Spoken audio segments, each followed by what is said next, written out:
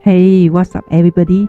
My name is Vivienne. I am the business software coach. So in today's video, we are going to learn about how inventory decisions affect other areas of our supply chain. So we will cover how material handling and packaging affect supply chains, push supply chains, pull supply chains, and the Bullwip effect. Okay, let's begin.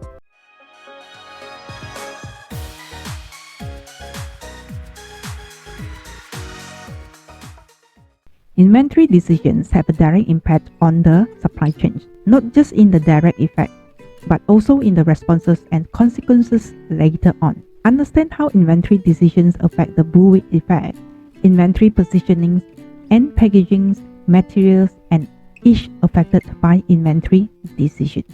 You recently took over a logistics operations for a widget manufacturer with a complex supply chain.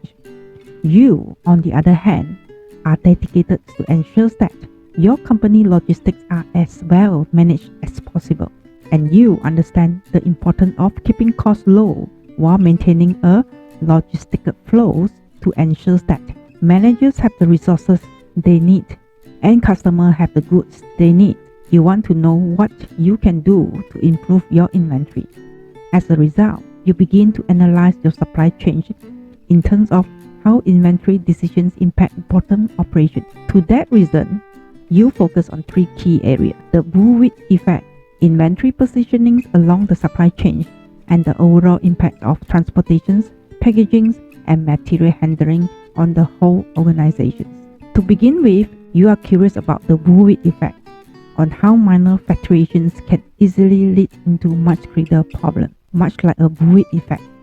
Almost as soon as plans are created to deal with the inconsistency, the conditions returns to normal, and the plans themselves become inconsistent. In other words, a mistakes or mistreatments at any point along the supply chains has the potential to snowball effect into something much bigger issue. Consider the following example. Assume you were a day late in delivering a shipments to a factory. Due to the fact worker must postpone today's work until tomorrow and then complete tomorrow's job alongside today's.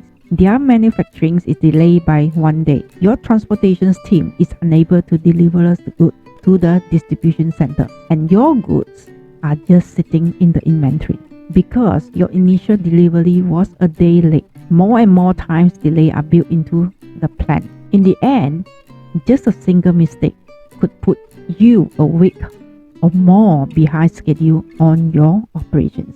The bigger the fluctuations increases as you go further away from the incident, you can see the greater issue it becomes. Much of this can be avoided if you are carefully planned with your inventory positionings and ensures that you have enough goods for each stage of your supply chain. You should also think about the type of supply chain you have. In the push supply chain, where products are created with the expectations of being sold, a minimum inventory level should be considered in this method. After all, a push supply chain works best with businesses that can consistently create items that everybody requires, whereas pull supply chains exist when goods are only produced after a consumer has placed an order, which means that stocking the pool supply chains for a custom item is difficult. Instead, looking into transportation logistic issue becomes much more practical. Even transportations, packaging, and materials can have an impact on the supply chain, especially in a pool supply chain, but also in a push supply chain. As a general rule, be prepared is more relevant here. Before the bullwhip effect was triggered by the transportations being late. As you may know, unreliable transportations may cause chaos across the supply chain, slowing productions and causing lost sales. However, transportation isn't the only issue. Packaging can be also another issue. Still, it is not only having the right transportation and packing. It is also about being able to properly handle the material. So, every part causes consequences later on.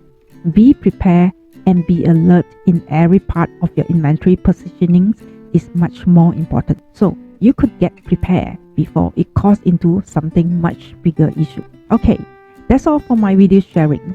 We learned how inventory decisions affect other parts of the supply chain in this lesson. As a result of the Bullwip Effect, we learned how minor error could have far-reaching consequences. After that, we looked at how to handle inventory positionings or ensuring that items are ready to go when they are needed in both push and pull supply chains. Before looking at the impact of transportations, packaging, and material handling could have, remember that push supply chains exist when goods are created with the anticipation of being sold, whereas pull supply chains exist when goods are only produced after a consumer has placed an order. That's the end of my sharings in today's video.